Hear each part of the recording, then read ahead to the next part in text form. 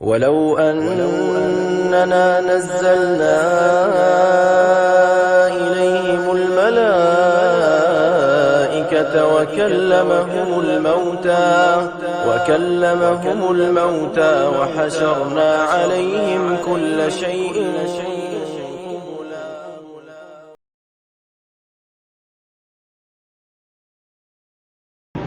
Bismillahirrahmanirrahim. Assalamualaikum warahmatullahi wabarakatuh. Alhamdulillah rabbil alamin, wassalatu wassalamu ala asyrafil anbiya wal mursalin nabiyina Muhammad wa ala alihi wa ashabihi wa man tabi'ahum bi ihsanin ila yaumiddin, wa ba'd.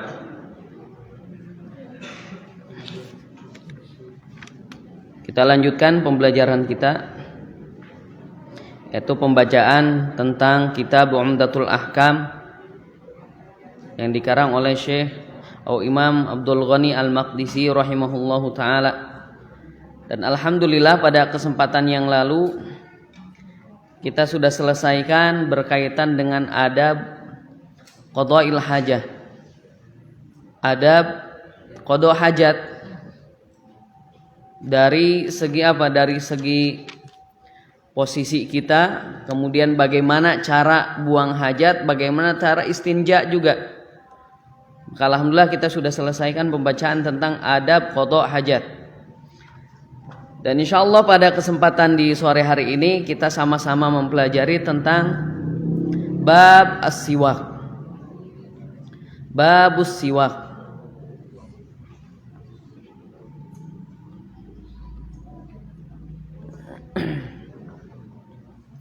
Sebelum masuk pembacaan hadis, maka as-siwak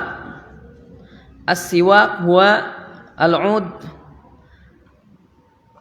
alladhi yatasawwaku bihi, yaitu apa? Adalah batang siwak yang digunakan untuk bergosok gigi. Itu secara asal siwak itu makna siwak.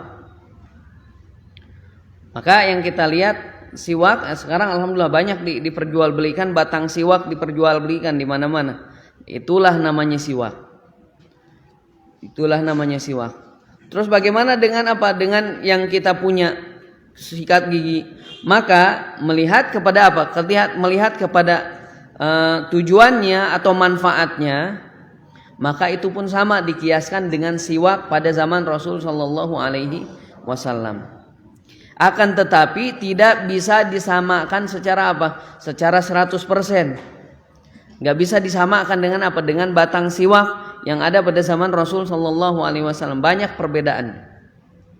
Di antaranya apa? Di antaranya bahwa kita menggunakan batang siwak yang banyak sekarang diperjualbelikan, itu di antara kelebihannya tidak bau. Kita pakai kemudian enggak dicuci pun enggak bau. Itu tanpa apa? Tanpa odol pun jadi. Tapi kalau sikat gigi yang kita punya sekarang, kalau tanpa odol beda. Tambah wangi tanpa odol. Nah, tapi kalau siwak enggak. Kalau siwak tidak. Maka ya sesekali lah kita coba merasakan siwak yang memang dipakai pada zaman Rasul sallallahu alaihi wasallam. Paling harganya enggak lebih dari 10.000. Nah, itu secara apa? Secara makna itulah siwak. Tapi maksud dari pembahasan kita adalah apa? Perbuatannya, yaitu gosok giginya. Yang kita bahas adalah apa? Perbuatan itu sendiri, bukan membahas tentang apa? Bukan membahas tentang batang siwaknya. Yaitu perbuatan membersihkan giginya. Dan masing-masing apa? Masing-masing tempat memiliki apa? Memiliki alat tersendiri. Seperti kalau di perkampungan, kalau seandainya enggak ada sikat gigi, lagi ke hutan, mereka misalkan pengen ngebersihin gigi dengan apa? Biasanya pakai erih, digulung-gulung, digosok-gosok. Rada hejo, tapi ngalengitkeun bau. Itu kan apa? Banyak, intinya apa? Bisa membersihkan gigi. Maka masing-masing tempat memiliki apa? Memiliki cara tersendiri untuk membersihkan apa? Untuk membersihkan mulutnya. Maka mari kita baca hadis yang pertama di dalam pembahasan siwak ini. Dan dalam pembahasan siwak ini ada 4 hadis. Yang pertama adalah hadis Abi Hurairah radhiyallahu anhu. Anin Nabi sallallahu alaihi wasallam qala: "Laula an asyqa ala ummati la amartuhum bis-siwaki ma'a kulli wudu'in inda kulli shalah." Dari Abu Hurairah radhiyallahu anhu bahwa Rasul sallallahu alaihi wasallam bersabda, "Laula an asyqa," kalau seandainya saya tidak memberatkan, ala ummati, kepada umatku, la amartuhum, tentulah saya akan memerintahkan mereka untuk apa? Bis siwaki ma'a kulli wudu. Di sini apa? Perintah dalam 2 kondisi. Yang pertama, ma'a kulli wudu. Dia setiap apa? Dia setiap kita berwudu, bersiwak di setiap berwudu. Yang kedua adalah inda kulli shalah, di setiap sebelum sholat. Di setiap sebelum sholat. Maka para jamaah rahimani Allah wa iyyakum, ikhwah fillah, dalam hadis ini kita bisa mengambil beberapa pelajaran dari Rasul sallallahu alaihi wasallam. Yang pertama apa? Yang pertama, Rasul sallallahu alaihi wasallam tidak ingin memberatkan kepada umatnya. Makanya Allah Subhanahu wa taala berfirman, "Wa ma ja'ala 'alaikum fid dini min haraj." Allah Subhanahu wa taala tidak akan menjadikan kepada kalian apa di dalam agama ini min haraj, kesulitan.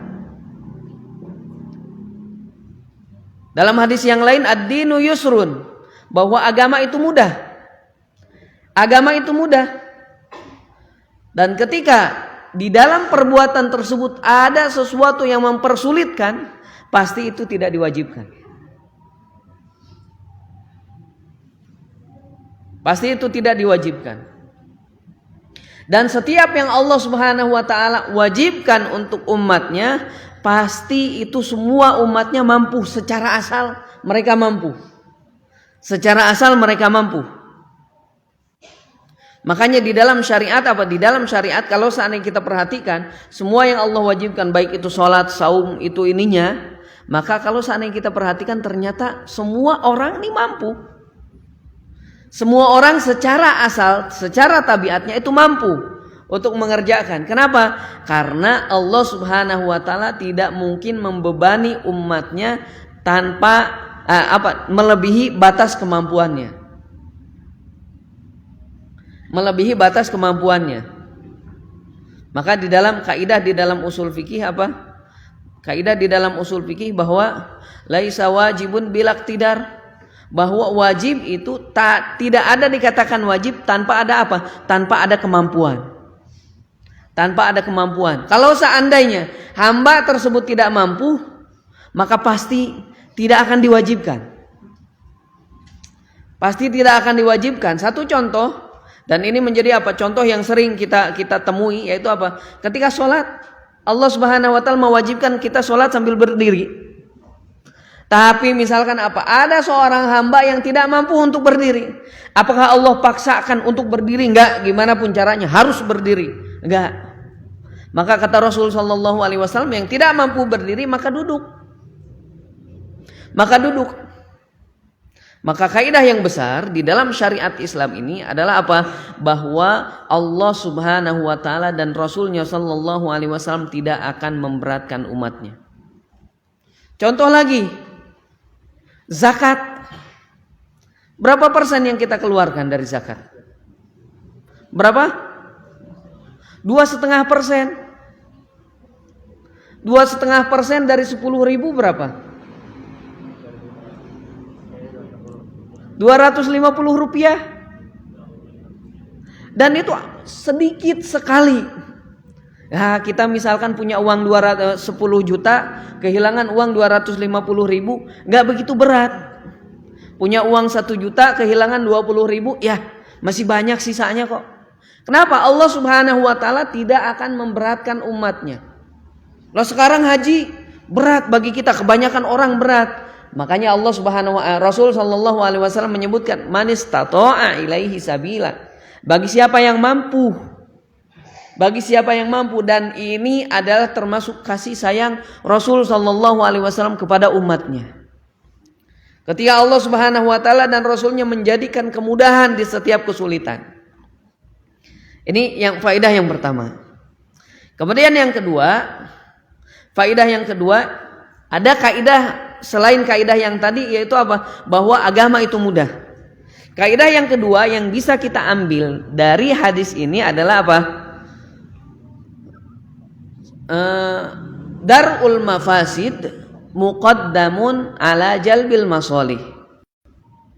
Meninggalkan mafsadat lebih diutamakan dibandingkan apa? Daripada mengambil satu kemaslahatan. Darul mafasidi muqaddamun ala jalbil masolih. Menghilangkan madarat lebih diutamakan dibandingkan apa? Daripada mengambil satu maslahat. Maka dari hadis ini kita bersiwak maslahat enggak?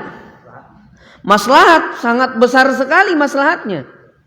Akan tetapi kalau seandainya Rasul sallallahu alaihi wasallam mewajibkan, saya wajibkan untuk umatku di setiap wudu, di setiap sholat harus bersiwak, maka akan memberatkan. Dan kalau seandainya diwajibkan, maka bisa jadi banyak orang yang melalaikan dan terkenalah hukuman uqubah dari Allah Subhanahu wa taala. Maka Rasul sallallahu alaihi wasallam melihat ketika gosok gigi itu maslahatnya banyak. Tapi kalau diwajibkan akan menimbulkan berat dan mereka tidak sanggup, akhirnya apa? Akhirnya mereka terkena dosa karena meninggalkan apa yang diwajibkan oleh Allah Subhanahu wa taala dan Rasulnya. Maka kaidah yang kedua adalah darul mafasid muqaddamun ala jalbil masalih. Meninggalkan madarat lebih diutamakan daripada mengambil maslahat. Maka banyak contoh-contoh yang lainnya, Seperti misalkan Allah Subhanahu wa taala ketika apa? Ketika menyebutkan maslahat khamr. Di dalam khamr ada maslahat enggak? Ada. Dalam maslahat ada. Dalam khamr ada maslahat. Tapi kata Allah Subhanahu wa taala, tapi apa? Mafsadatnya dan dosanya lebih besar daripada maslahatnya. Apa maslahatnya khamr? Apa maslahat khamr? Yang menyebutkan ada maslahatnya khamr. Keuntungan dari jual beli. Ya enggak? Keuntungan dari jual beli, misal beli 100.000 dijual sama orang-orang bodoh, orang yang kayak gitu orang bodoh. Orang pusing akhirnya sudah belilah, dijual 200.000. Untung kan 100.000. Ada maslahatnya? Ada. Tapi apa? Madorotnya lebih besar. Maka apa? Meninggalkan madorot lebih diutamakan dibandingkan apa? Dibandingkan mengerjakan satu maslahat. Ini kaidah dalam fikih. Yaitu darul mafasidi muqaddamun ala jalbil masalih. Dan hampir semua yang Allah Subhanahu wa taala larang itu banyak maslahatnya. Di antaranya apa? Di antara tadi minum khamar, kemudian apa lagi? Kemudian misalkan apa lagi yang Allah larang? Daging babi misalkan, kemudian darah. Allah Subhanahu wa taala larang, tapi sebenarnya ada maslahat di darah yang banyak orang sebenarnya apa? Dijual beli, dipotong-potong kemudian jual beli. Ada maslahatnya. Di antaranya apa? Menghilangkan rasa lapar, kemudian apalagi banyak keuntungan yang bisa diambil. Tapi di situ banyak madorot. Maka menghilangkan madorot lebih diutamakan ketimbang apa? Ketimbang mengambil maslahat. Nah, ini dua kaidah yang bisa kita ambil dari hadis ini, yaitu apa? Ad-dinu yusrun. Bahwa agama itu mudah. Setiap ada kesulitan pasti agama syariat Islam ini memberikan kemudahan. Apapun itu. Kemudian yang kedua adalah apa? Jalbul masalih, daf'ul madarrah muqaddamun ala jalbil masalih. menghilangkan madharat lebih diutamakan dibanding atau daripada apa? Daripada mengambil satu maslahat. Ini dua kaidah penting di dalam apa? Di dalam masalah fikih. Kemudian faidah yang berikutnya bahwa kita disunnahkan untuk apa? Menggosok gigi, bersiwak ketika wudu. Kemudian disunnahkan juga bersiwak sebelum sholat. Dari hadis ini, ma'a kulli wudu' inda kulli sholat. Maka para jamaah rahimani Allah wa iyyakum, kita tahu bahwa sholat adalah sebaik-baik ibadah. Sebagaimana yang disabdakan oleh Rasul kita sallallahu alaihi wasallam, awal ibadah yang paling dihisab adalah sholat. Maka para ulama mengambil istinbat. Kenapa disunnahkan untuk bersiwak sebelum sholat? Ada dua hikmah. Yang satu adalah karena malaikat kalau seandainya bau mulut kita bau, malaikat akan apa? Akan merasa terganggu. Itu hikmah yang pertama. Malaikat akan ngerasa terganggu. Sebagaimana terganggunya anak Adam. Makanya kata Rasul sallallahu alaihi wasallam, fa innal malaikata tata'adza bima yata'adza banu Adam. Sesungguhnya malaikat akan merasa terganggu seperti terganggunya siapa? Anak Adam, manusia. Kalau kita merasa terganggu dengan bau mulutnya seseorang, malaikat pun sama. Maka ini yang pertama, faidah dari apa? Dari siwak sebelum kita mengerjakan sholat. Kemudian yang kedua, faidah yang kedua, ketika sholat itu sebaik-baik amalan, maka haruslah kita mempersiapkan diri kita dengan sebaik-baik keadaan. Sebagaimana kita jelaskan di dalam pembahasan wudu. Kenapa kita wudu dulu? Kenapa Allah Subhanahu wa taala, hikmah Allah Subhanahu wa taala dan Rasulnya mensyariatkan wudu, yaitu apa? Untuk mempersiapkan kita dengan kondisi yang sebaik-baiknya. Wajah kita dicuci, dan itu wajah adalah apa? Sesuatu yang paling diperhatikan dari manusia, yaitu wajah. Jarang coba lihat mana ganteng enggak orang, dilihatnya kakinya dulu. Enggak. Lihat wajahnya dulu, kemudian yang dilihat apa? Kemudian tangan, lihat, wah tangannya aja bersih, kakinya juga bersih, rambutnya juga rapi, dan itu semua kita jaga ketika kita wudu. Coba kita nih para santri rahimani Allah wa iyyakum dan jamaah rahimani Allah wa iyyakum, ketika hand body, kita menggunakan hand body, seringnya yang dipakai mana? Bagian mana? Tangan atau kaki? Tangan, kaki. Itu yang apa? Itu yang zahir, yang sering terlihat, yang sering dijaga. Jarang misalkan jarang gosok-gosok badan, semuanya jarang. Kenapa? Karena itu yang kita jaga, itu yang benar-benar diperhatikan. Maka di dalam apa? Ketika kita mendatangi sholat, wajah kita cuci. Tangan kita cuci yang biasa kita pakai hand body. Kemudian rambut kita cuci yang biasa pakai apa? Yang biasa pakai minyak wangi. Kaki kita cuci. Setelah itu barulah kita menghadap Allah dalam keadaan bersih penampilannya. Wajahnya bersih, tangannya bersih, kakinya bersih, kemudian kepalanya pun klimis, rapi. Nah, bukan hanya itu.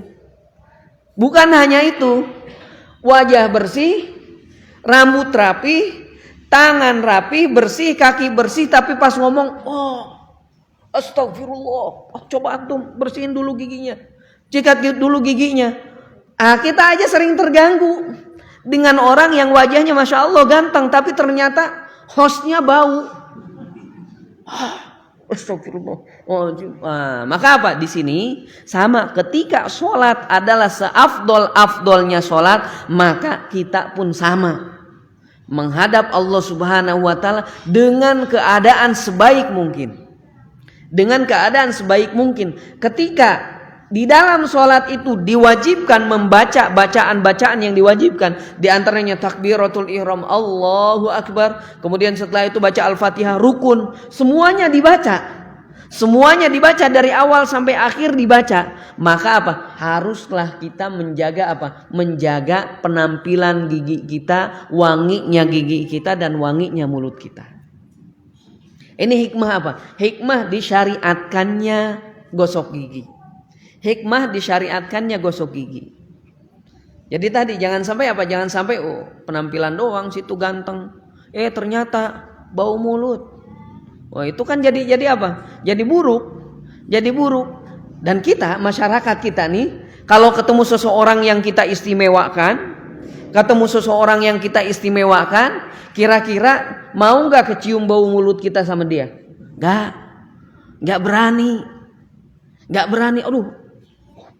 Aduh, bau, ntar dulu, gosok gigi dulu. Ada tamu misalkan datang, gosok gigi dulu. Kenapa? Ada tamu agung. Nah, di dalam sholat kita menghadap Rabb, menghadap Tuhan kita Allah Subhanahu wa Ta'ala, maka haruslah kita menyiapkan diri kita dengan sebaik-baik persiapan. Karena kenapa? Bertemu dengan Allah Subhanahu wa Ta'ala, bermunajat kepada Rabb kita Allah Subhanahu wa Ta'ala. Nah, ini apa? Inilah faidah-faidah dari hadis yang pertama. Faidah dari hadis yang pertama, yaitu disunnahkannya bersiwak ketika wudu dan sebelum sholat. Dengan tadi alasan-alasannya. Nah, yang kedua, hadis yang kedua, kita baca hadis yang kedua, yaitu an Hudzaifah ibnil Yaman qala kana Rasulullah sallallahu alaihi wasallam idza qama minal lail yashusu fahu bis siwak. Qala al-muallif ma'nahu yaghsilu wa yudalliku yuqalu syasahu yashusu masahu yamusuhu idza ghasalahu. Dari Hudzaifah ibnul Yaman, ini di antara waktu-waktu yang disunahkan bersiwak. Tadi sudah yang paling pertama apa? Ketika wudu. Yang kedua sebelum sholat. Yang ketiga kapan? Nah, kita lihat hadis Hudzaifah ibnul Yaman. Keadaan Rasulullah sallallahu alaihi wasallam idza qama minal lail, apabila beliau bangun dari malam. Maksudnya bangun dari tidur malam. Yashushu fahu bis-siwak. Beliau sallallahu alaihi wasallam terbiasa apa? Terbiasa gosok gigi.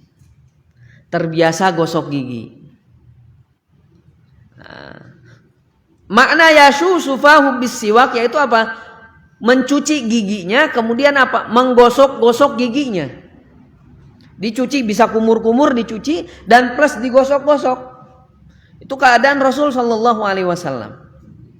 Maka di antara sebab disunnahkan sekali gosok gigi setelah apa? Setelah bangun tidur, ada sebabnya di sini. Apa kira-kira sebabnya? Yaitu diam yang panjang. Maksudnya apa? Mulut nggak digunakan. Ketika mulut nggak digunakan dengan waktu yang sangat panjang, maka akhirnya apa? Akan menimbulkan bau mulut. Sok ayeuna misalkan ya kita nggak ngomong, udah nggak lo ngomong misalkan berjam-jam nggak ngomong. Dah bukan apa? Bukan tambah bagus mulut tuh, tambah bau. Sama seperti apa? Seperti kendaraan kita, kendaraan kalau seandainya nggak dipanasin, nggak dipakai-pakai, bukan biarinlah biar mulus terus, nggak, rusak. Sama mulut pun sama. Ketika mulut apa? Ketika mulut nggak dipakai-pakai, nggak ngomong-ngomong, maka kelamaan lama diam. Akhirnya apa? Bau. Maka di sini Rasul sallallahu alaihi wasallam apa? Rasul sallallahu alaihi wasallam terbiasa ketika bangun tidur apa? Untuk menggosok gigi. Karena ketika diam yang panjang akan menimbulkan apa? Akan menimbulkan baunya mulut. Maka dikiaskan, disamakan hukumnya ke dalam hadis ini, setiap kita diam yang panjang maka disunnahkan untuk apa? Disunnahkan untuk gosok gigi. Nah, contoh misalkan sini kita taklim nggak ngomong-ngomong nih, nggak ngomong-ngomong. Coba nanti kita misalkan habis gosok gigi, sebelum berangkat taklim habis gosok gigi, antum diem, lama diem. Coba nanti beres kajian, cium bau mulut antum. Hilang bekas Pepsodent, hilang bekas close up-nya, hilang bekas itu ini. Yang ada apa? Bau mulut. Maka di situ disunnahkan nggak? Disunnahkan, dikiaskan ke dalam hadis ini. Dikiaskan ke dalam hadis ini. Yaitu apa? Ketika sudah diam yang lama, sekali diamnya, maka apa? Disunnahkan untuk menggosok gigi. Dan ini keadaan Rasul Shallallahu Alaihi Wasallam. Keadaan Rasul Shallallahu Alaihi Wasallam sangat menjaga sekali tentang apa? Tentang kebersihan giginya. Setelah gosok gigi gimana? Apa yang dikerjakan oleh Rasul Shallallahu Alaihi Wasallam? Maka beliau apa? Sholat malam. Maka beliau sholat malam. Gosok gigi kemudian sholat malam. Maka di situ ada menggabung beberapa sebab. Yang pertama karena bangun tidur, kemudian dan disebabkan apa? Tulu malubis, yaitu apa? Lamanya ini mulut nggak dipakai. Kemudian yang kedua apa? Persiapan untuk menghadap Allah Subhanahu wa taala dalam keadaan sebaik-baik keadaan. Yaitu apa? Sholat, bermunajat kepada Allah Subhanahu wa taala. Bermunajat kepada Allah Subhanahu wa taala. Maka ini hadis yang kedua. Faidah-faidahnya tadi kita sudah sebutkan bahwa apa? Disyariatkan ketika kita diam yang lama, maka apa? Disyariatkan untuk apa? Untuk gosok gigi. Maka ana ulangi lagi, yang pertama adalah apa? Yang pertama ketika kita wudu. Kemudian yang kedua apa? Sebelum sholat. Kemudian yang ketiga apa? Yang ketika bangun tidur. Bisa kita tambahkan yang keempat secara umum apa? Ketika mulut kita tidak dipakai dalam beberapa waktu yang cukup lama, maka itu disunnahkan. Untuk apa? Untuk menggosok gigi. Dikiaskan ke hadis ini. Dikiaskan ke hadis ini. Baik itu seperti duduk termenung, bengong. Bengong lama dia. Ada yang bengong sampai sejam. Misalkan bengong, nggak tahu ngebongongin apa, yang jelas bengong. Coba dites bau mulut, bau lagi. Gosok gigi lah. Gosok gigi lah. Ini hadis yang kedua. Kita masuk hadis yang ketiga. Hadis agak panjang, hadis yang ketiga, yaitu hadis Aisyah radhiyallahu anha. Bahwa Aisyah radhiyallahu anha berkata, dakhala Abdurrahman ibnu Abi Bakar As-Siddiq ala Nabi sallallahu alaihi wasallam. Ini menceritakan apa? Tentang kondisi Rasul sallallahu alaihi wasallam mendekati ajal. Ketika Rasul sallallahu alaihi wasallam berada di rumah Aisyah radhiyallahu anha beberapa waktu sebelum ajal Rasul sallallahu alaihi wasallam. Dan Rasul sallallahu alaihi wasallam meninggal di mana? Di rumah siapa? Di rumah Aisyah radhiyallahu anha. Beliau meninggal di rumah Aisyah, di kamarnya Aisyah radhiyallahu anha, dan dikubur juga di situ. Beliau dikubur juga di situ di kamarnya Aisyah radhiyallahu anha. Dan ini menjelaskan tentang kondisi Rasul sallallahu alaihi wasallam menjelang wafat. Nah, ini yang disampaikan oleh siapa? Oleh pengarang kitab ini dalam hadis sahih ini hanya beberapa keadaan Rasul sallallahu alaihi wasallam. Di sini kata Aisyah radhiyallahu anha, qalat dakhala Abdurrahman bin Abi Bakar As-Siddiq ala Nabi sallallahu alaihi wasallam. Ketika Rasul sallallahu alaihi wasallam bersama Aisyah radhiyallahu anha, masuklah siapa? Abdurrahman ibni Abi Bakar. Siapa Abdurrahman? Abdurrahman adalah saudaranya Aisyah radhiyallahu anha. Masuk menemui Rasul sallallahu alaihi wasallam, menjenguk Rasul sallallahu alaihi wasallam. Wa ana mustanidatuhu ila sadri. Kemudian saya jadi tempat bersandarnya Rasul sallallahu alaihi wasallam. Saya tempat bersandarnya Rasul sallallahu alaihi wasallam di dadaku, kata Aisyah radhiyallahu anha. Wa ma'a Abdurrahman siwakun ratbun yastannu bihi. Dan bersama Abdurrahman, ketika Abdurrahman masuk, beliau membawa siwak rotab. Rotab itu artinya apa? Basah, siwak basah. beliau masuk kemudian membawa siwak basah. Yastannu bihi, beliau sedang bersiwak. Abdurrahman ibni Abi Bakar radhiyallahu anhuma sedang bersiwak. Fa'abbadahu Rasulullah sallallahu alaihi wasallam basarahu. Kemudian Rasul sallallahu alaihi wasallam terus memandangi dengan pandangan yang lama, melihat Abdurrahman ibni Abi Bakar, melihat apa? Dengan pandangan yang lama. Ketika Abdurrahman bersiwak, Rasul melihat beliau radhiyallahu anhu. Dilihat. Fa akhadtus siwak. Kemudian kata Aisyah radhiyallahu anha apa? Kemudian saya ambil siwaknya. Faqaddamtuhu wa tayyabtuhu. Kemudian saya apa? Saya gigit-gigit siwaknya supaya apa? Supaya jadi lembut. Siwaknya digigit-gigit oleh Aisyah radhiyallahu anha, wa tayyabtuhu, dan saya memperbaiki siwaknya. Digigit-gigit ya oleh Aisyah radhiyallahu anha. Thumma dafa'tuhu ila Nabi sallallahu alaihi wasallam. Kemudian saya menyerahkan sikat gigi siwak tersebut kepada Rasul sallallahu alaihi wasallam. Fastanna bihi. Kemudian Rasul sallallahu alaihi wasallam bersiwak dengannya. Fama ra'aitu Rasulullah sallallahu alaihi wasallam istanna istinanan ahsana minhu. Kata Aisyah radhiyallahu anha, dan saya tidak melihat Rasul sallallahu alaihi wasallam bersiwak yang lebih baik daripada bersiwak pada waktu itu. Tidak, Aisyah radhiyallahu anha sering melihat Rasul sallallahu alaihi wasallam bersiwak. Tapi Aisyah radhiyallahu anha tidak pernah melihat bersiwaknya Rasul yang lebih baik daripada pada waktu itu. Kemudian, fama ada an faragha Rasulullah sallallahu alaihi wasallam rafa'a yadahu aw isba'ahu thumma qala fir rafiqil a'la.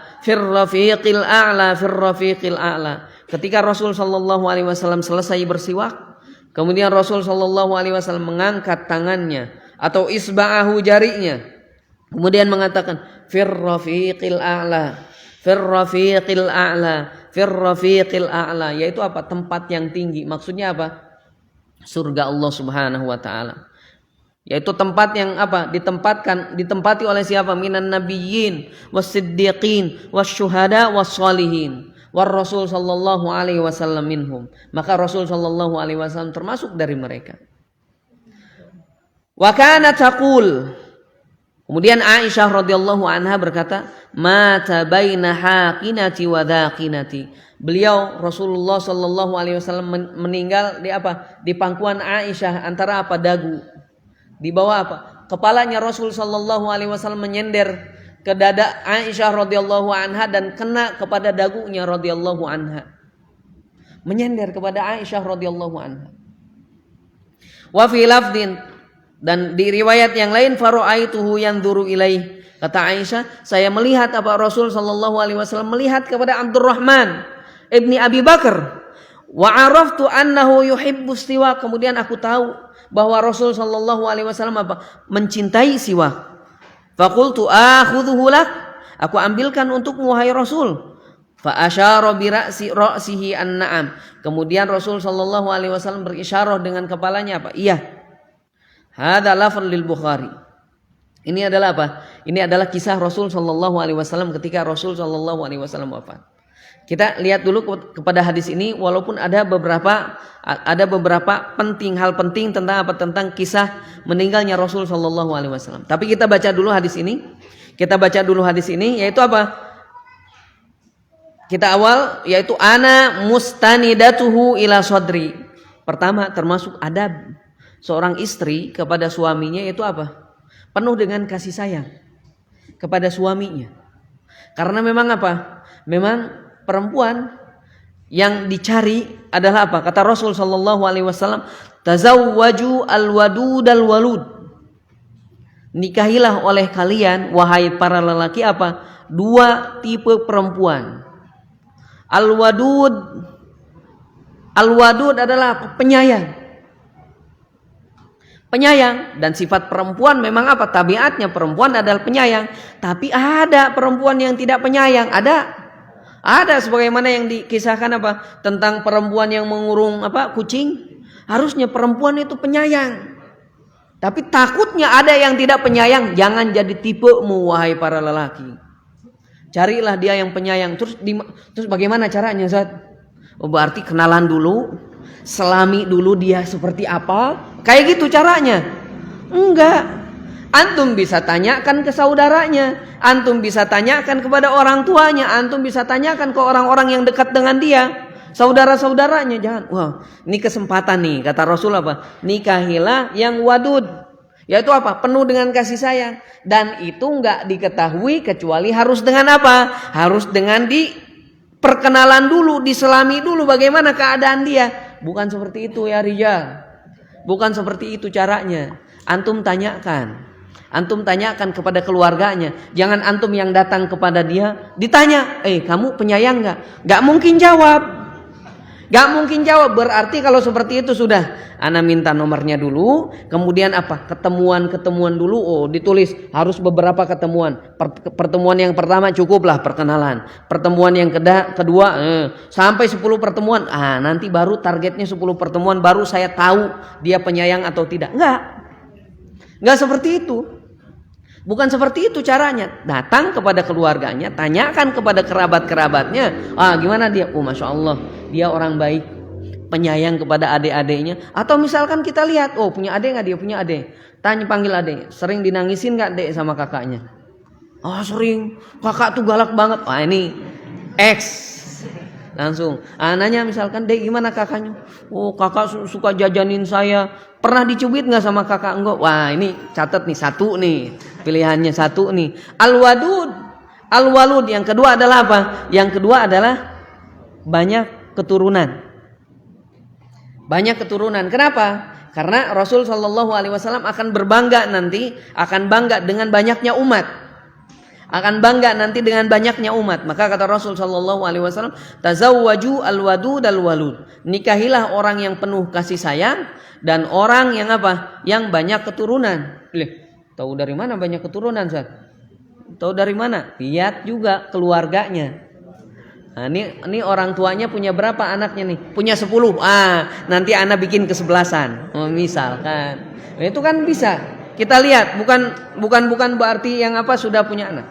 Seperti itu. Nah, kembali lagi ke hadis yang tadi, wa ana mustanidatuhu ila sodri, dan saya menjadi tempat sandaran Rasul sallallahu alaihi wasallam di dada Rasul. Yaitu apa? Bersandar kepada dada Rasul sallallahu alaihi wasallam. Dan ini tidak mungkin timbul kecuali dari seorang istri yang penyayang. Coba Bapak misalkan nyender di apa sih? Apa nyender berat tau. Itu hati-hati tuh. Ini pengingat juga untuk para ibu dan bapak juga sama. Terus para bapak gimana? Enggak, para bapak pun sama, harus penyayang. Harus penyayang, bukan para ibu saja. Kemudian wa ma Abdurrahman siwakun rotbun yastannu bihi. Dan bersama Abdurrahman apa? Membawa siwak kemudian bersiwak radhiyallahu anhu. Beliau bersiwak. Dan ini apa? Dan ini adalah apa? Waktu yang disunnahkan juga untuk bersiwak. Yaitu apa? Ketika masuk rumah. Waktu yang disunnahkan untuk bersiwak juga adalah ketika masuk rumah. Karena Aisyah radhiyallahu anha ditanya oleh seorang sahabat, kalau enggak salah adalah Syuraih. Beliau bertanya kepada Aisyah radhiyallahu anha, wahai ummul mukminin, apa yang perbuatan apa yang Rasul kerjakan ketika apa? Hendak masuk rumah. Kata Aisyah radhiyallahu anha, as-siwak, bersiwak. Maka ini diamalkan oleh siapa? Abdurrahman ibni Abi Bakar. Abdurrahman ibni Abi Bakar. Dan ini adalah sunnah yang susah kita kerjakan kecuali harus membeli batang siwak. Susah kita kerjakan kecuali harus membeli batang siwak. Karena jarang kemana-mana kita ngantongin sikat gigi plus odol, jarang. Tapi kalau seandainya siwak, dan ini keunggulan apa? Keunggulan batang siwak. Kita mau kantongin, gak bau. Gak bau. Cukuplah kita sentil-sentil. Hilang turut, terbang-terbang, udah kantongin, gak bau. Maka ini apa? Termasuk sunnah yang susah kita lakukan kecuali harus punya apa? Harus punya batang siwaknya. Harus punya batang siwaknya, beli batang siwaknya. Jadi bisa dipakai kemana-mana. Nah ini apa? Karena para sahabat imtithali amri Rasul sallallahu alaihi wasallam. Mereka mengerjakan apa yang dikerjakan, dicontohkan oleh Rasul kita sallallahu alaihi wasallam. Maka Abdurrahman, kata Aisyah radhiyallahu anha, Abdurrahman masuk dengan membawa apa? Dengan membawa siwak, dan beliau bersiwak.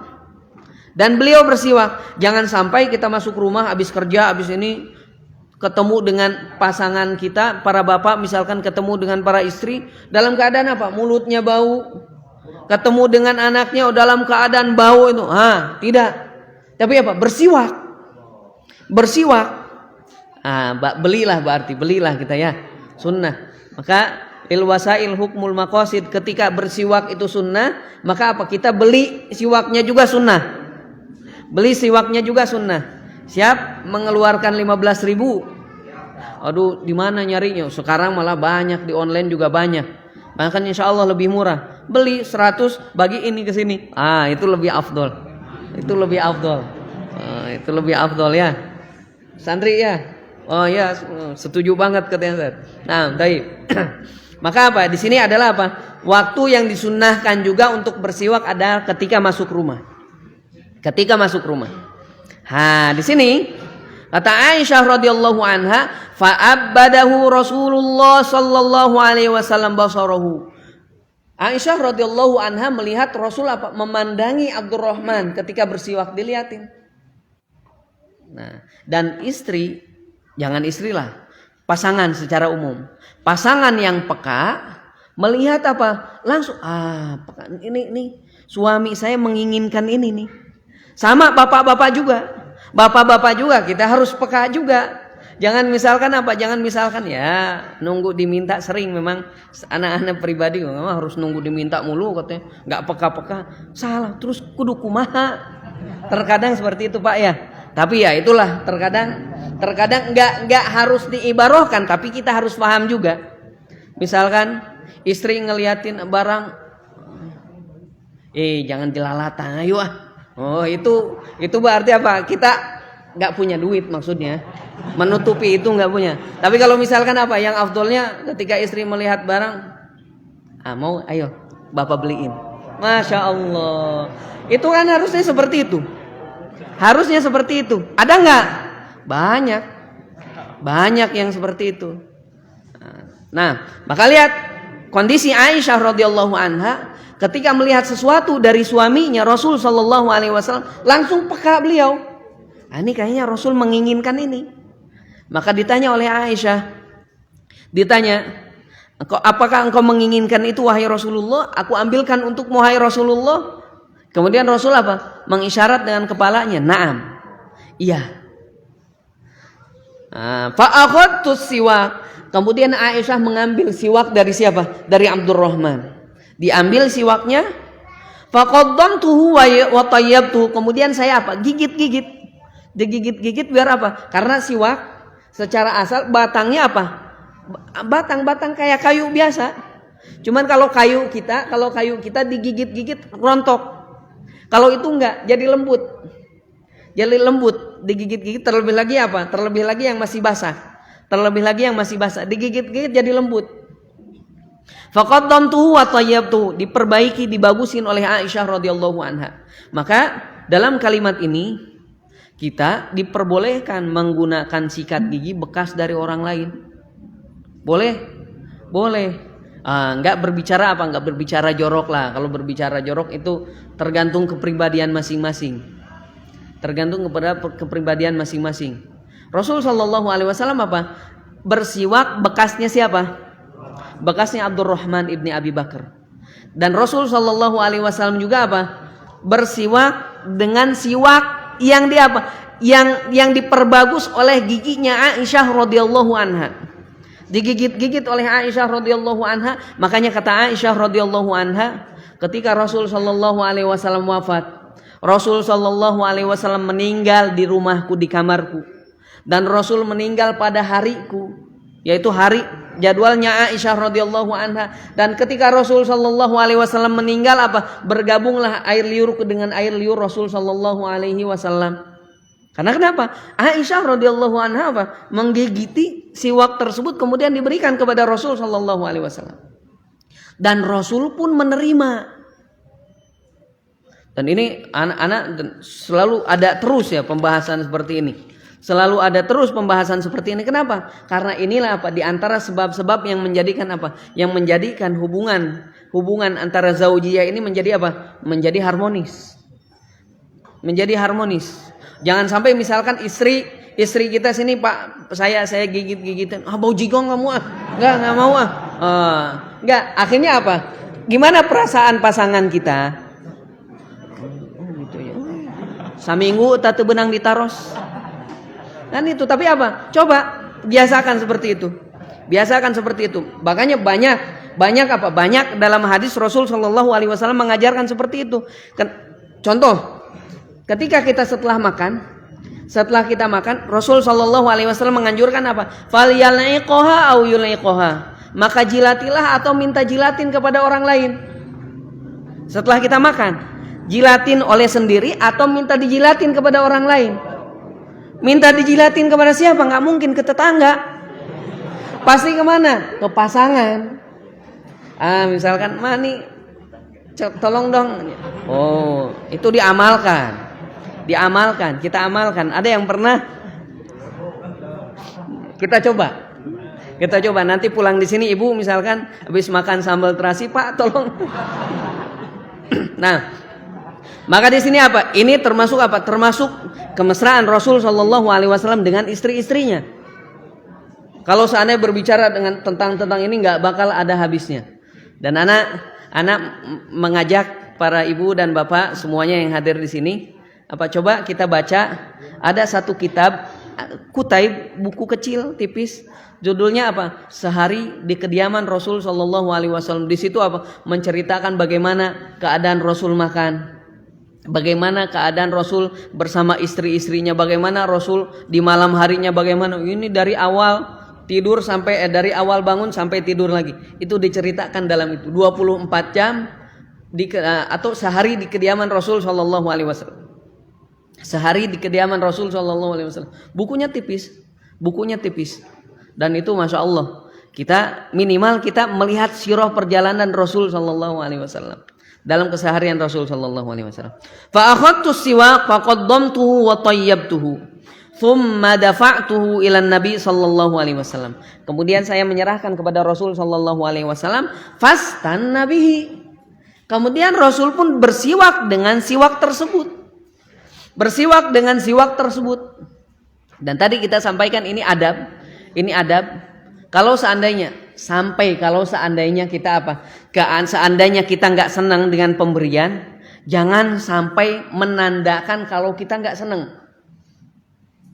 Kita nggak senang, misalkan nggak suka, anak nggak suka, maka jangan sampai memperlihatkan kalau kita benar-benar nggak suka. Dalam benci saja, kita marah saja, Allah Subhanahu wa taala memuji orang-orang yang menyembunyikan kemarahan. Ya enggak? Dalam ayat gimana Allah Subhanahu wa taala mengatakan, "Wal kadhiminal ghaidha wal 'afina 'anil nas." Sembunyikan tuh kebencian kita. Nah, terlebih lagi ini, enggak senang sebenarnya. Tapi jangan sampai apa? Jangan sampai kita nampak, kok antum ngasih anak kayak gini sih? Enggak pantas banget. Gimana sih ente, masa anak dikasih gini ya? Enggak, jangan kasih anak. Kira-kira dia mau ngasih lagi enggak? Enggak bakalan. Kenapa? Cadu ampun paralun cenah kudu mere deui kasih eta mah. Moal daek kamari ge ditolak. Coba kalau misalkan kita ngasih hal sepele, kita ambil jazakumullahu khairan. Kemudian kita ambil walaupun misalkan apa? Walaupun nanti pas nyampe di rumah bisa jadi dibagikan lagi ke orang lain. Itu adab apa? Adab menerima pemberian orang. Ada penerima pembelian orang, jangan sini anak ambil, tapi anak nggak seneng lagi. Sini, antum mau nggak nih? Buat antum aja lah. Nggak ada adab. Maka di sini Rasul Shallallahu Alaihi Wasallam langsung bersiwak. Dengan apa? Dengan siwak yang diberikan oleh Abdurrahman, kemudian digigit-gigit oleh Aisyah radhiyallahu anha. Kemudian apa? Kemudian Rasul bersiwak dengan siwak itu. Dan dalam ini juga, dalam hadis ini dari apa? Bahwa Aisyah radhiyallahu anha menggigit-gigiti siwak, berarti di sini bisa mengambil pelajaran bahwa apa? Disunnahkan siwak itu dengan sesuatu yang apa? Tidak menyakiti badan, tidak menyakiti gigi. Cari sikat gigi, kalau seandainya kita nggak pakai siwak, cari sikat gigi yang memang lembut. Jangan sikat gigi yang apa? Wah, biar tambah bersih. Cari sikat gigi yang keras, gosok pas ngeludah berdarah, enggak. Itu tidak dianjurkan. Tapi apa? Aisyah radhiyallahu anha menggigit-gigit supaya apa? Supaya lembut. Nah, maka yang pernah mungkin menggunakan siwak, kalau baru kita beli, kita langsung pakai kayak gini, gusi-gusi sakit. Makanya digigit-gigit atau kalau enggak digeprek. Nah, baru kita pakai.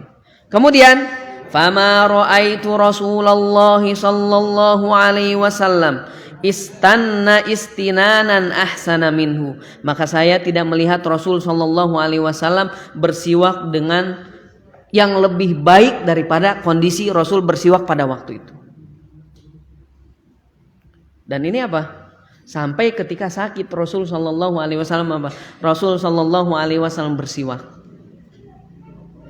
Maka disunahkan juga ketika kita sakit pun sama, tetap disunahkan. Dari mana? Dari hadis ini. Bahkan orang sakit jarang makan, jarang ngomong, jarang senyum.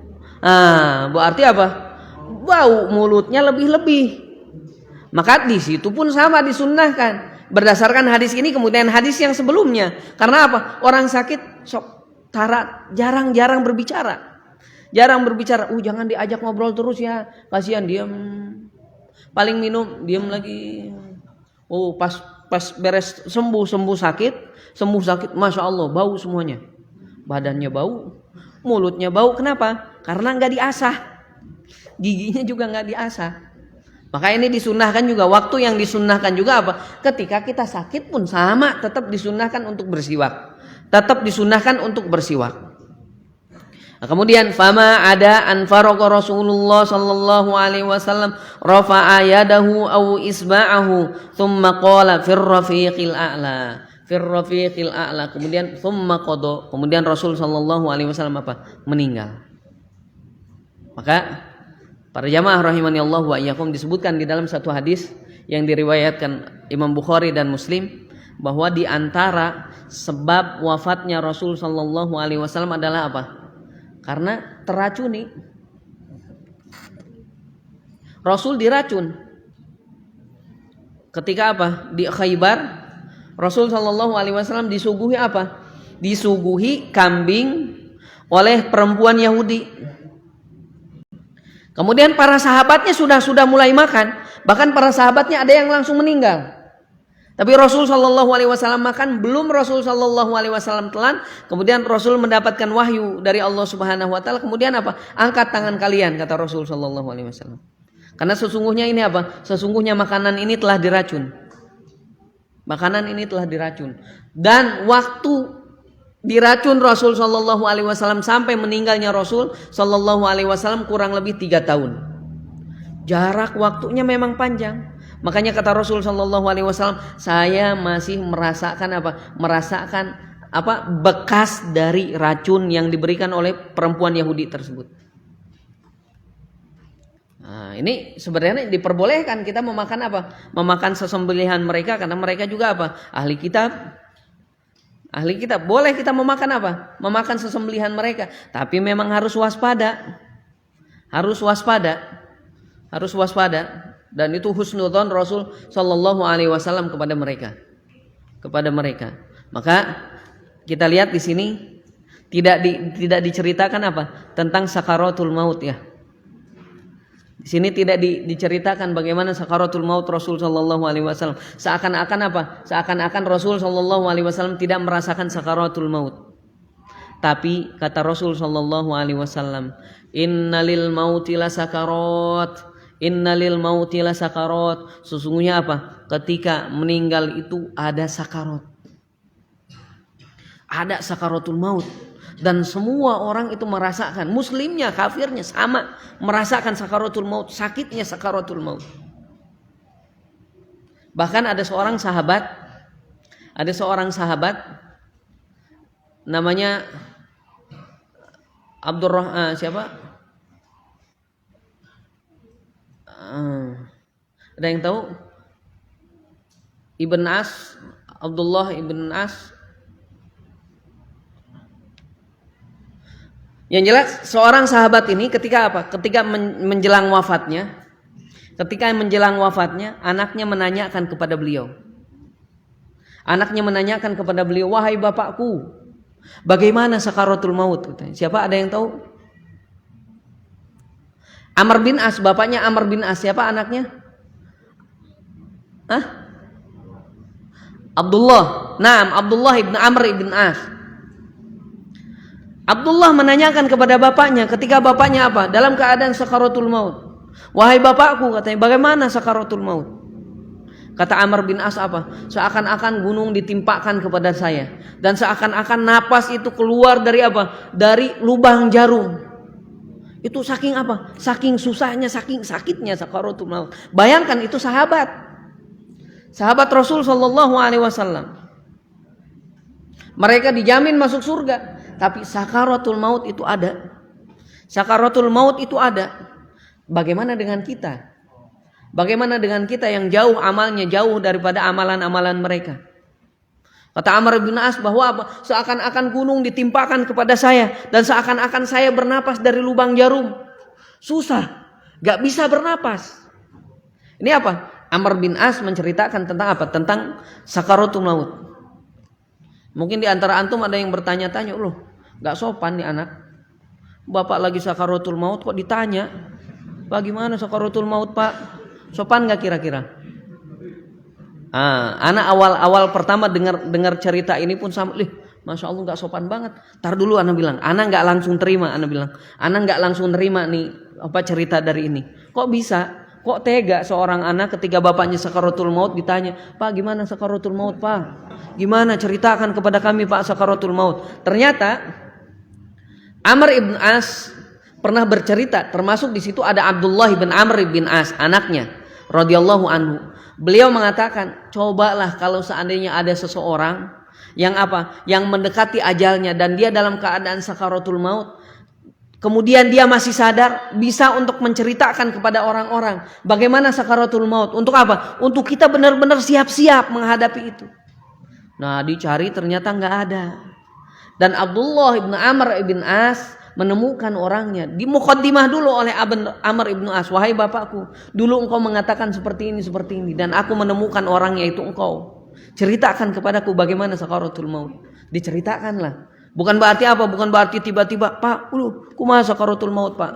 Ceritakan, Pak. Oh, enggak. Karena itu pesan dari bapaknya. Pesan dari bapaknya Amr ibn As radhiyallahu anhu.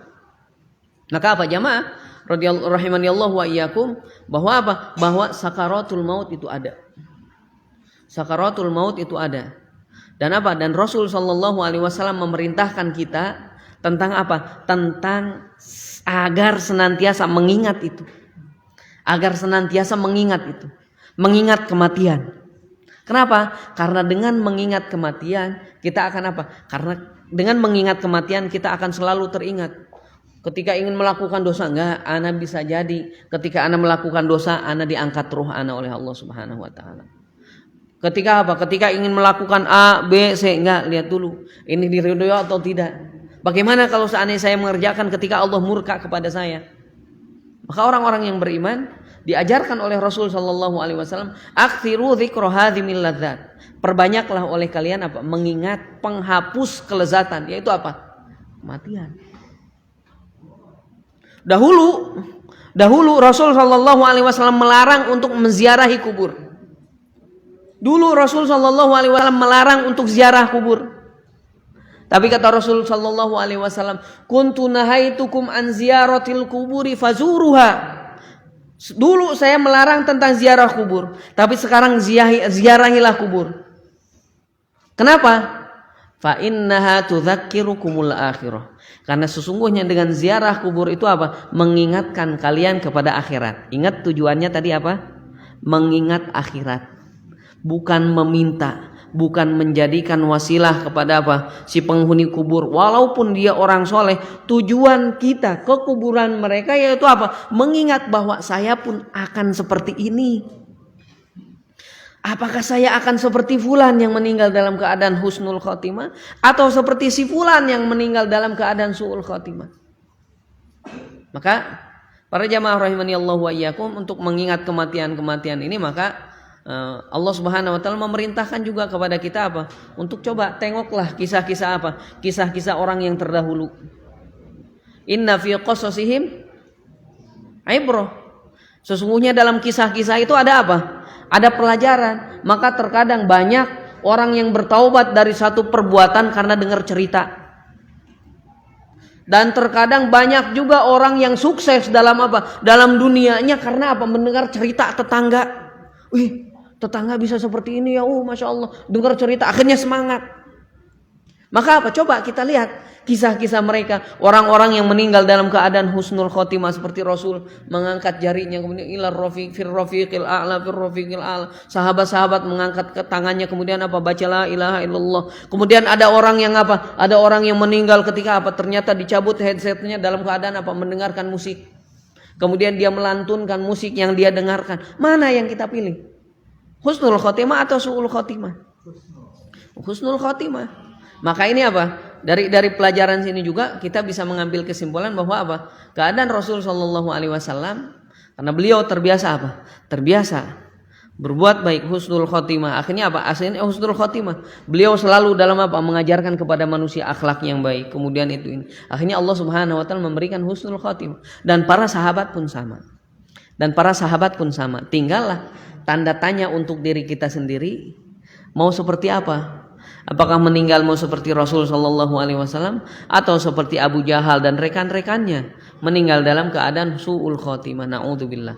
Maka di sini kita lihat lagi bahwa Aisyah radhiyallahu anha mengatakan bahwa Rasul Shallallahu Alaihi Wasallam meninggal di dalam pangkuan Aisyah radhiyallahu anha. Beliau meninggal dalam pangkuan Aisyah radhiyallahu anha. Dan sebelum itu Rasul sallallahu alaihi wasallam apa? Diberikan pilihan. Apakah engkau memilih dunia, keabadian di dunia, atau apa? Atau keabadian akhirat? Maka Rasul sallallahu alaihi wasallam memilih akhirat. Dan Abu Bakar As-Siddiq orang yang paling pertama memahami itu. Makanya ketika Rasul sallallahu alaihi wasallam meninggal, Abu Bakar langsung apa? Langsung mengatakan, saya beriman dan saya mempercayai bahwa Rasul Shallallahu Alaihi Wasallam apa? Rasul Shallallahu Alaihi Wasallam wafat. Tapi sebagian para sahabat apa? Enggak. Jangan ada yang mengatakan Rasul wafat. Seperti siapa? Umar Ibnul Khattab radhiyallahu anhu, beliau tidak terima. Siapa yang mengatakan Rasul wafat, saya penggal leher dia. Itu Umar radhiyallahu anhu. Akhirnya dibacakan ayat oleh Abu Bakar. Barulah Umar radhiyallahu anhu apa? Mengerti. Barulah Umar radhiyallahu anhu mengerti. Kita bacakan lagi. Wa fi lafdin fara'aituhu yanduru ilaihi wa araftu annahu yuhibbu siwak faqultu akhudhuhu lak fa asyara bi ra'sihi anna. Maka tadi apa? Bahwa Aisyah radhiyallahu anha dengan kepekaan beliau sebagai istri yang penuh dengan cinta kepada suaminya, beliau melihat keadaan suaminya bahwa suaminya menginginkan sesuatu. Akhirnya apa? Akhirnya beliau mengambilkan untuk suaminya.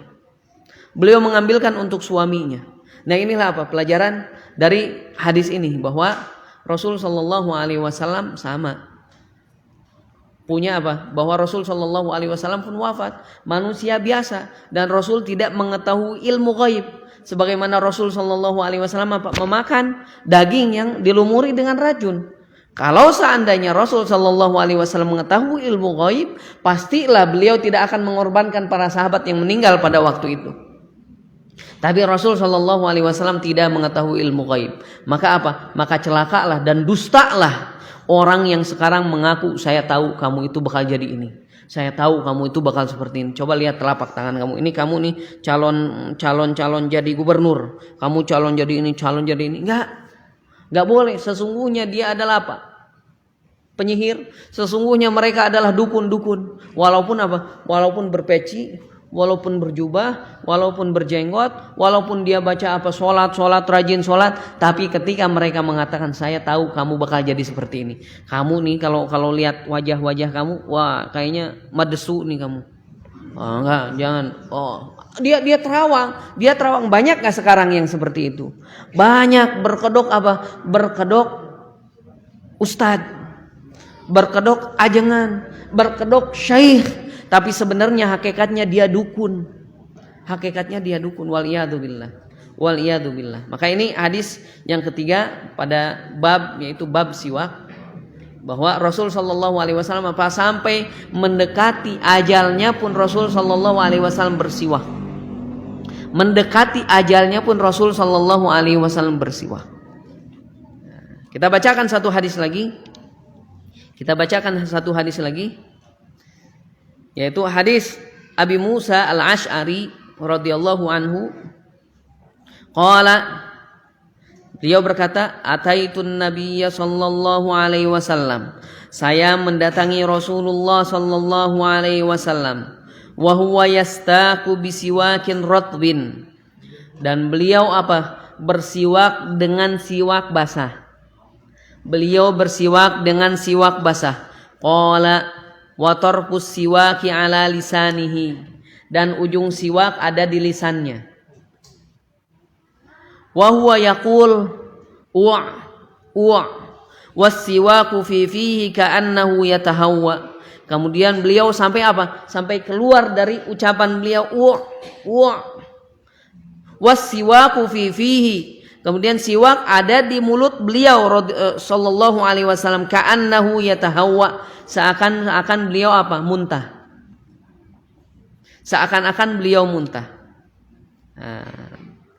Maka ini Abu Musa Al-Asy'ari berkunjung kepada Rasul sallallahu alaihi wasallam, dan Rasul apa? Disunnahkan untuk bersiwak dengan siwak apa? Rotab.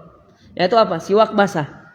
Karena siwak basah akan lebih menghilangkan kotoran daripada yang kering. Ya contohlah kita misalkan apa?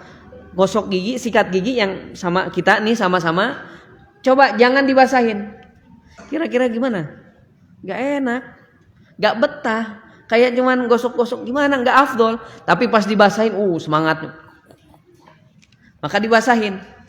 Kemudian waqala wa tarfus siwaki ala lisanihi. Dan di sini juga terkadang disunnahkan bersiwak bukan hanya gigi saja, tapi apa? Lisan pun digosok pakai siwak. Lisan. Yaitu apa? Lidah kita pun sama digosok, karena terkadang apa? Terkadang nempel di sini apa? Macam-macam penyakit, macam-macam kotoran nempel di sini, bau bisa timbul dari sini. Maka disiwak juga. Nah, sering enggak kita nyiwak lisan? Siwak boleh, pakai odol juga boleh, disunahkan. Wa huwa yaqul. Nah, sampai Rasul sallallahu alaihi wasallam mengatakan apa? Terdengar suara Rasul mengatakan maksudnya gimana? Coba gitu bahasa kitanya. Dan ini menunjukkan apa? Bahwa Rasul sallallahu alaihi wasallam mubalaghah. Yaitu apa? Benar-benar bersiwaknya itu apa? Benar-benar mubalaghah. Sampai benar-benar berlebihan. Bukan berlebihan. Kalau berlebihan di bahasa kita apa? Mubalaghah, berlebihan dalam bahasa kita itu tidak terpuji ya. Tapi benar-benar bersiwaknya sungguh-sungguh dalam bersiwak. Jangan cuma ambil gosok gigi. Enggak, digosok sampai keluar. Nah, ini yang diajarkan oleh Rasul kita sallallahu alaihi wasallam. Bersiwak kenapa? Karena tujuannya bukan perbuatan itu sendiri tujuannya. Bukan hanya apa? Bukan hanya gosok-gosokin siwak ke gigi, bukan itu tujuannya. Tapi apa? Tujuannya adalah membersihkan gigi dan menghilangkan bau gigi dan mulut. Itu tujuannya. Maka kalau seandainya apa? Kalau saya gosok gigi cuman gosok, usap. Udah gosok gigi belum? Udah, coba lihat giginya. Masih apa? Masih ngadarag misalkan jigong itu. Maka itu bukan gosok gigi yang diminta di dalam syariat. Tapi apa? Harus kita bersungguh-sungguh gosok giginya. Sampai terkadang sampai keluar. Nah, itu disyariatkan. Dianjurkan. Tapi jangan dibikin-bikin. Oh, misalkan padahal apa? Nggak benar-benar gosok giginya. Bukan suaranya itu yang disunahkan ya, tapi apa? Perbuatan yang sungguh-sungguhnya itu yang disunahkan. Perbuatan yang sungguh-sungguhnya itu yang disunahkan. Wasiwaku fi fihi ka'annahu yatahawwa. Dan siwak itu ada di mulut beliau sallallahu alaihi wasallam seakan-akan apa? Seakan-akan beliau apa? Ingin muntah. Karena saking bersungguh-sungguhnya dalam bersiwak. Saking bersungguh-sungguhnya dalam bersiwak. Dan itu adalah apa? Dan itu adalah seorang muslim. Harusnya apa? Setiap mengerjakan apa yang diperintahkan oleh Allah dan Rasulnya, bersungguh-sungguh dalam mengerjakannya. Apapun itu. Apapun itu. Seperti kita sholat pun sama. Beda orang yang sungguh-sungguh sholat dengan orang yang apa? Lesu. Udah ruku. Dia ada yang kayak gitu. Anak ceritakan kayak gini bukan mengada-ngada. Bahkan anak pernah lihat, sering lihat, bukan pernah lagi, sering lihat lagi tiba-tiba jatuh. Bro, kenapa? Pusing. Anak bilang, aduh itu sebelah anak, itu bukan pusing itu, ngantuk itu dia, tidur. Anak langsung panggil santri. Anak panggil, antum tadi ngantuk kan, bukan pusing. Oh ikhwan, ada ikhwan yang datang, kasih minum. Anak cuman ketawa aja dalam hati. Apaan dia? Tidur dia. Orang sebelumnya biasa cenghar, jag belegjag, tiba-tiba pas sholat. Maka itu pun sama. Itu berarti dalam sholatnya tidak bersungguh. Tapi beda. Orang yang bersungguh-sungguh. Sebelum sholat saja dia sudah menyiapkan apa pakaian seperti apa. Kemudian penampilan dia seperti apa. Kemudian mana sendal yang harus saya pakai. Kemudian kalau seandainya tempatnya kotor, dia bawa sejadah. Dia benar-benar persiapan. Tapi kalau yang orang asal, ya nggak ada sandalnya, sudahlah nyeker aja jalan sambil lesu-lesu. Nyampe sana, lah belum komat. Nyender dulu. Itu mana melaksanakan perintahnya?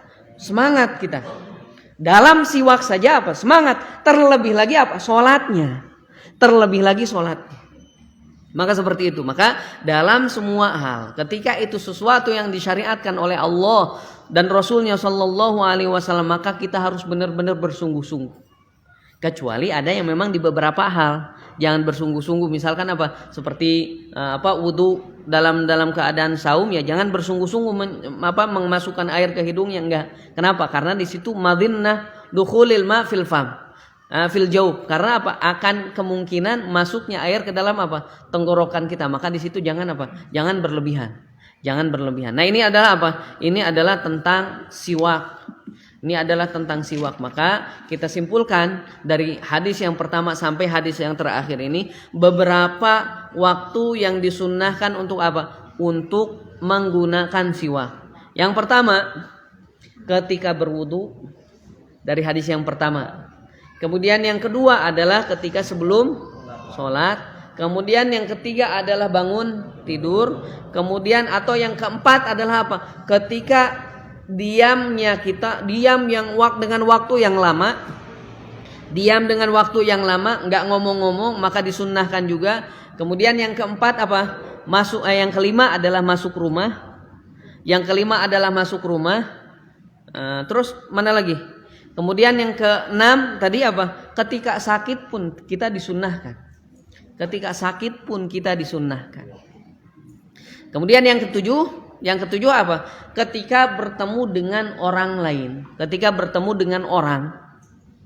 Disunahkan ketika kita ingin menyambut orang atau secara umum adalah bertemu dengan orang. Kenapa? Karena Rasul Shallallahu Alaihi Wasallam bersabda, janganlah kalian makan apa? Bawang putih, bawang merah, kemudian apa?